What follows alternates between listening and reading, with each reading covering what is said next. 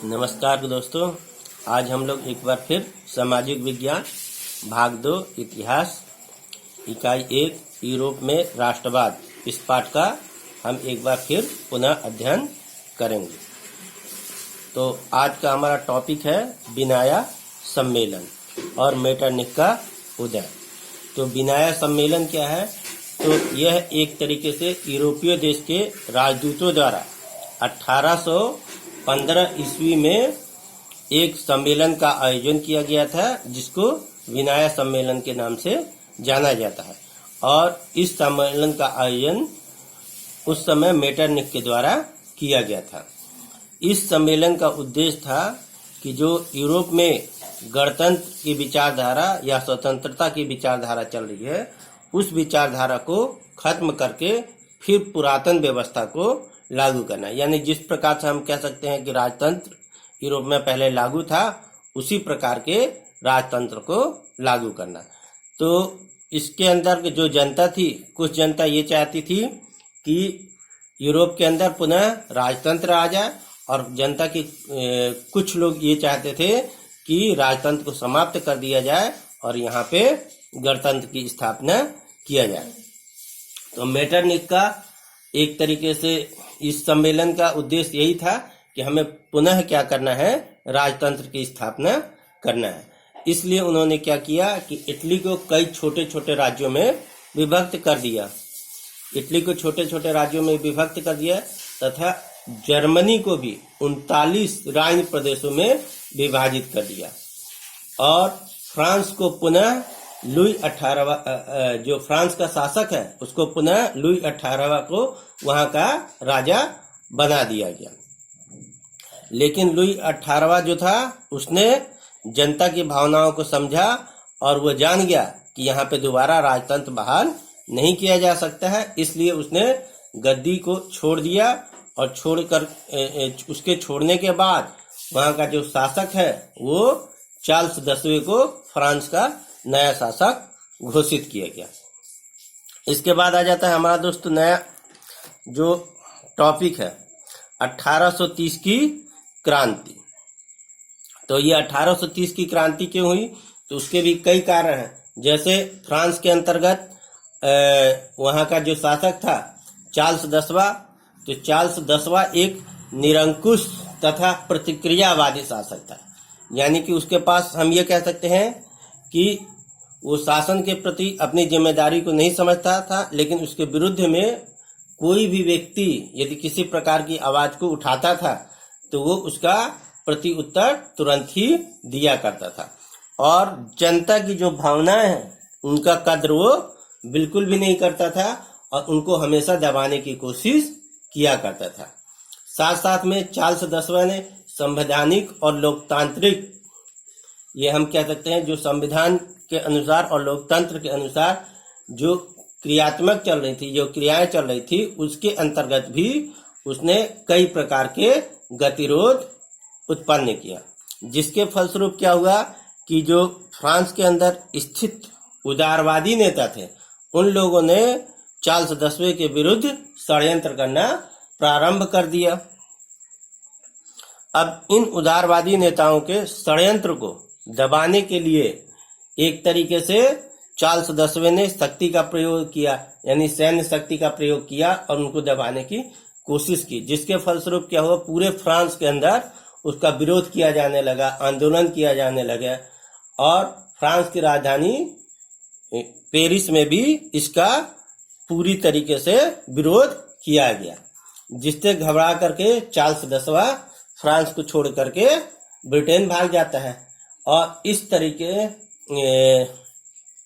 इस स्थिति को ही 1830 की क्रांति कहा जाता है। और इस विरोध के कारण क्या होने लगा कि फ्रांस के अंदर एक तरीके से हम कह सकते हैं गृह युद्ध की स्थिति उत्पन्न हो गई। और जब चार्ल्स 10वें से ये स्थिति संभाल नहीं आई तो वो गद्दी को छोड़ करके वहां एक तरीके से वो इंग्लैंड चला गया या पलायन कर गया। इसके बाद दोस्तों हमारा नया टॉपिक है 1848 की क्रांति। तो 1848 की क्रांति, 1830 की क्रांति के फलस्वरूप जो 1830 के बाद फ्रांस का नया शासक जो घोषित किया गया वो लुई फिलिप को घोषित किया गया।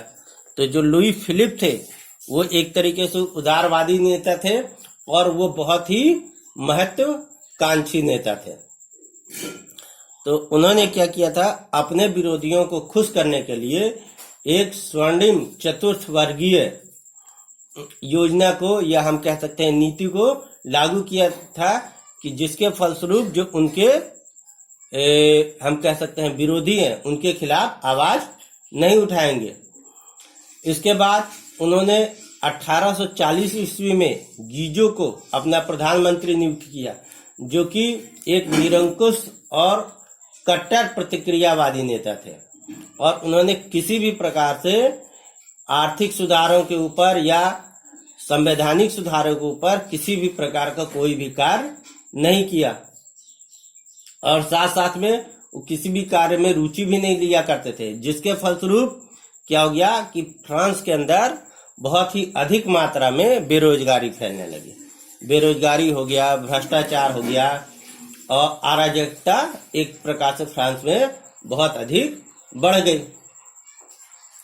तो उसके कारण वहां के प्रधानमंत्री गीजो और शासक हम कह सकते हैं लुई फिलिप, दोनों का बहुत ही अधिक मात्रा में विरोध होने लगा। तो लुई फिलिप भी फ्रांस को छोड़ करके चले जाते हैं। उसके बाद फ्रांस में जो नेशनल असेंबली है उसने क्या किया कि फ्रांस में गणतंत्र की घोषणा कर दी, और 21 साल से अधिक वर्ष के जितने भी पुरुष थे उन सभी ने क्या किया, एक तरीके से उन सभी को मत अधिकार का अधिकार मिल गया। तो वहां पे इस तरीके से 1848 में गणतंत्र की पुनः स्थापना करने का प्रयास किया गया, और सन 1848 में ही जब पूरे यूरोप में ये क्रांति बढ़ चुकी थी, तो उसके बाद जो ऑस्ट्रिया के चांसलर थे मेटरलिख, उन्होंने भी गद्दी को छोड़ करके वो भी ब्रिटेन की तरह पलायन कर गए।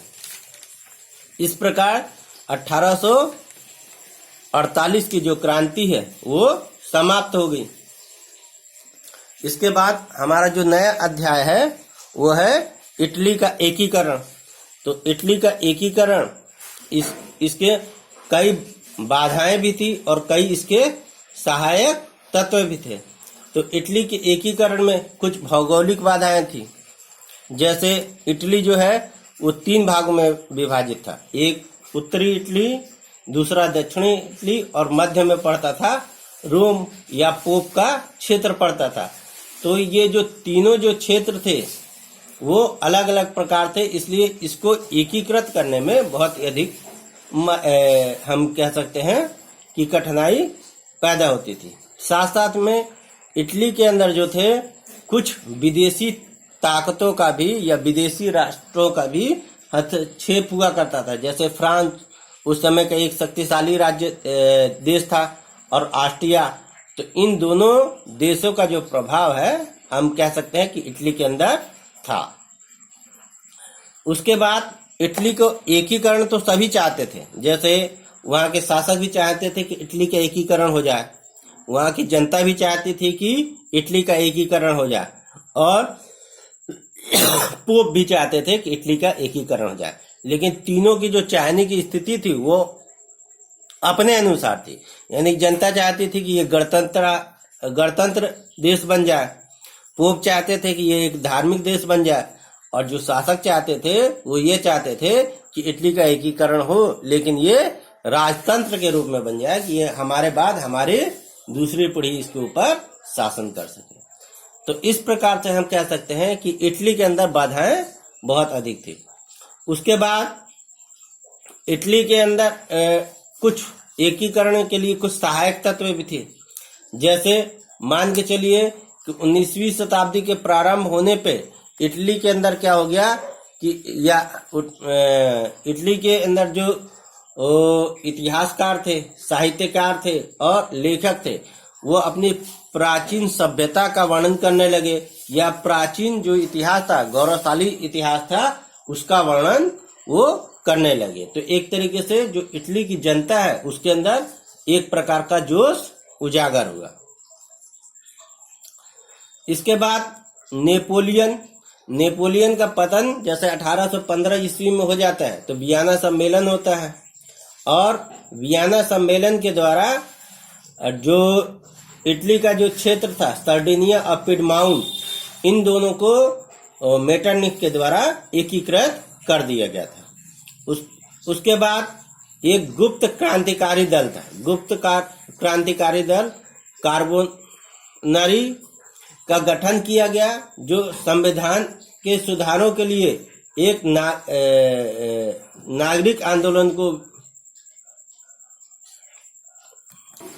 तथा जैसे गुप्त क्रांतिकारी दल जो कार्बोनरी का गठन किया गया, जो क्रांतिकारी गतिविधियों का संचालन करते थे, तथा जनता के द्वारा संवैधानिक सुधारों के लिए भी नागरिक आंदोलन का प्रारंभ किया गया। तो ये एक तरीके से इटली के एकीकरण में सहायक तत्व थे। उसके बाद इटली के एकीकरण के 3 महत्वपूर्ण जो नेता थे, जैसे एक मेजनी हो गए, काउंट काबूर और गैरिबाल्डी। जो मेजनी थे वो एक साहित्यकार थे, इतिहासकार थे तथा गणतांत्रिक विचारों के समर्थन थे और एक योग्य सेनापति थे। तो मेजनी एक योग्य सेनापति थे, लेकिन इनके पास जो राजनीतिक विचारधारा है वो अच्छी नहीं थी, इसलिए वो राजनीतिक मामलों में कई जगहों पे एक तरीके से मार खा जाते थे। उसके बाद मेजनी जो थे एक आदर्शवादी विचारधारा वाले व्यक्ति थे। इनके पास व्यवहारिक गुणों की कमी थी, साथ साथ में इनके अंदर एक विशेष चीज ये थी कि अपने पराजय के बाद भी हार नहीं माना करते थे और दोबारा उस पराजित हुई चीज को जीतने का प्रयत्न किया करते थे। यानी वो किसी भी परिस्थिति में हम कह सकते हैं कि हार मानने के लिए तैयार नहीं हुआ करते थे। उसके बाद मेजनी ने क्या किया था, सन 1831 में यंग इटली नामक एक संस्था का स्थापना की थी, और उसके बाद सन 1834 में उन्होंने यंग यूरोप के नाम से एक संस्था का स्थापना किया और पूरे यूरोप के अंदर एक तरीके से हम कह सकते हैं जन आंदोलन को प्रारंभ कर दिया।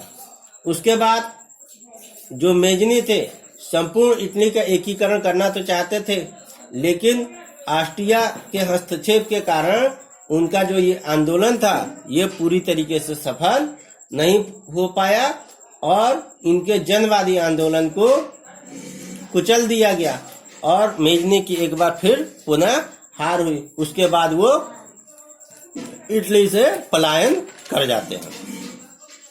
इसके बाद आता है इटली के एकीकरण का दूसरा चरण। तो इटली के एकीकरण में के दूसरे चरण में भी मेजनी का बहुत ही महत्वपूर्ण योगदान था। जैसे इटली में मेजनी के द्वारा जो आंदोलन प्रारंभ किया गया था वो आंदोलन रुका नहीं, बल्कि जन जागरूकता जो थी वो बढ़ती गई और राष्ट्रीय भावना जो थी और अधिक तीव्र हो गई। यानी कि जो आंदोलन इटली के मेजनी के द्वारा किया गया था वो आंदोलन बंद होने के बजाय बहुत तेजी से आगे बढ़ता गया। तो ये इटली के लिए बहुत ही सहायक साबित हुआ। उसके बाद सर्डिनिया और पिडमाउंट का नया शासक विक्टर इमैनुएल को घोषित कर दिया गया। यानी कि जो सर्डिनिया और पिडमाउंट था इटली का क्षेत्र, उसको उसका नया शासक विक्टर इमैनुएल को बनाया गया। और विक्टर इमैनुएल जो था वो एक तरीके से हम कह सकते हैं वो राष्ट्रवादी विचारधारा वाला व्यक्ति था। जो वो राष्ट्रवादी विचारधारा वाला व्यक्ति था और उसने इटली के एकीकरण करने के लिए काउंट काबूर को क्या किया कि अपना प्रधानमंत्री नियुक्ति किया। अब काउंट काबूर जो थे वो एक कुशल राजनीतिज्ञ, कुशल कूटनीतिज्ञ और राष्ट्रवादी नेता थे। इनका व्यक्तित्व एक तरीके से हम ये कह सकते हैं कि ये बहुत ही एक कुशल योग्य राजनीतिज्ञ के रूप में उभर करके सामने आया। वो ऑस्ट्रिया को पराजित करने के लिए, जैसे ऑस्ट्रिया और फ्रांस के बीच में एक युद्ध चल रहा था, तो उस युद्ध के दौरान फ्रांस ने इटली से किसी भी प्रकार की कोई सहायता नहीं मांगी। उसके बावजूद भी जो काउंट काबूर थे उन्होंने अपनी सेना को फ्रांस की तरफ से लड़ने के लिए भेज दिया। तो इसके फलस्वरूप क्या हुआ, ऑस्ट्रिया की बहुत बुरी तरीके से पराजित हुई। और जब ये युद्ध समाप्त हुआ तो युद्ध की समाप्ति के बाद क्या हुआ कि शांति समझौता के लिए फ्रांस के पेरिस में शांति समझौता बुलाया गया। तो इस शांति समझौते के अंतर्गत इटली को भी निमंत्रण दिया गया, जिससे काउंट काबूर का जो महत्व है वो बहुत ही बढ़ गया। और इस शांति समझौते के अंतर्गत उन्होंने ऑस्ट्रिया का जो हस्तक्षेप है इटली के अंदर काउंट काबूर ने गैर कानूनी साबित कर दिया। यानी कि इटली के अंदर फ्रांस और ऑस्ट्रिया दोनों ही देशों का हस्तक्षेप हुआ करता था। तो काउंट काबूर फ्रांस की तरफ मिल गए और ऑस्ट्रिया को एक तरीके से वो किसी भी प्रकार का हस्तक्षेप यदि इटली के अंदर करता है तो उस हस्तक्षेप को काउंट काबूर ने अपने विचारों के माध्यम से, अपने भाषण के माध्यम से गैर कानूनी साबित कर दिया, जिसके कारण जो इटली के अंदर और पूरे यूरोप के अंदर काउंट काबूर की जो महत्ता है धीरे धीरे बढ़ गई और उन्होंने इटली की इस पूरी समस्या को पूरे यूरोप की समस्या बना दी। इसके बाद काउंट काबूर ने नेपोलियन थर्ड के साथ एक समझौता किया और समझौते के दौरान उन्होंने क्या किया कि फ्रांस को राजी कर लिया कि आप उसे अपना एक तरीके से हम कह सकते हैं सैन्य सहायता देंगे और उसके बदले में इटली अपने कुछ क्षेत्र फ्रांस को देगा ऑस्ट्रिया के साथ युद्ध के दौरान। जब ये गुप्त समझौता हो गया तो इस समझौते के दौरान इटली ने क्या किया, ऑस्ट्रिया के साथ सीमा विवाद उत्पन्न किया और सीमा विवाद के दौरान युद्ध प्रारंभ हो गया। तो इस युद्ध में फ्रांस को अपनी सैन्य सहायता इटली की ओर से लड़ने के लिए ऑस्ट्रिया के खिलाफ भेजनी पड़ी, जिसके फलस्वरूप क्या हो गया कि ऑस्ट्रिया की पराजय हुई और इस पराजय के कारण इटली का जो महत्व है वो पूरे यूरोप में बहुत ही अधिक बढ़ गया और जन समर्थन भी काउंट काबूर को बहुत ही अधिक मिल गया, जिससे क्या हो गया कि जो नेपोलियन थर्ड था वो घबरा गया और उसने समझौते को बीच में ही रद्द कर दिया और रद्द करके उसने अपनी सैनिकों को बुला लिया। इस प्रकार जो ये इटली का एक तरीके से रोम को छोड़ करके मध्य इटली के बाकी सभी रियासतों को काउंट काबूर ने एकीकृत कर दिया। इसके बाद आ जाता है एकीकरण का तीसरा चरण। तो एकीकरण का तीसरा चरण गैरिबाल्डी एक नाविक था और उसने एक सशस्त्र सेना का निर्माण किया। सशस्त्र सैनिक जो युद्ध के दौरान कार्य में आते हैं और उन्होंने क्या किया था, दक्षिणी इटली को एकीकृत करने के लिए उसकी पूरी रियासतों को क्या कर दिया था कि एकत्रित कर लिया था और वहां पे गणतंत्र की स्थापना करने की कोशिश करने लगा। इसके बाद गैरिबाल्डी जो थे वो मेजनी के विचारों से तो सहमत थे, लेकिन वो काउंट काबूर के विचारों से असहमत हुआ करते थे। उसके बावजूद भी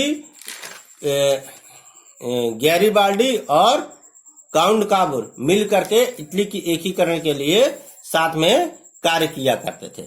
गैरिबाल्डी को विक्टर इनोमुल के द्वारा और काउंट काबूर के द्वारा एक ऑफर दिया गया कि आप दक्षिणी इटली के शासक बन जाएं, लेकिन गैरिबाल्डी ने इस ऑफर को एक तरीके से ठुकरा दिया और उसने कहा कि मैं अपना सादा जीवन यानी किसान का जीवन व्यतीत करूंगा, मैं शासक बनने के लिए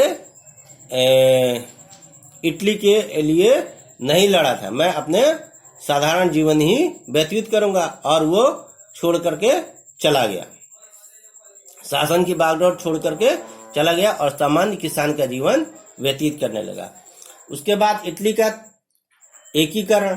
तो इटली का एकीकरण एक तरीके से विक्टर इनेमुल के अध्यक्षता में हुआ, लेकिन काउंट काबूर की अचानक 1862 ईस्वी में मृत्यु हो जाती है, तो वो इटली का एकीकरण नहीं देख पाते हैं। सन 1870 में फ्रांस और प्रसा के बीच में युद्ध चल रहा था, तो उस समय पोप को संरक्षण की आवश्यकता थी और इस संरक्षण को फ्रांस ने नहीं दे पाया। तो जिसके फलस्वरूप इन परिस्थितियों का लाभ उठा करके एक तरीके से हम ये कह सकते हैं कि विक्टर इनेमुल ने क्या किया कि वेटिकन सिटी को छोड़ करके बाकी सभी जो इटली के रियासतें हैं, या हम कह सकते हैं रोम के सभी भागों को इटली के अंदर उसने मिला लिया, और इस तरीके से वो इटली का एकीकरण करने में सफलता प्राप्त किया।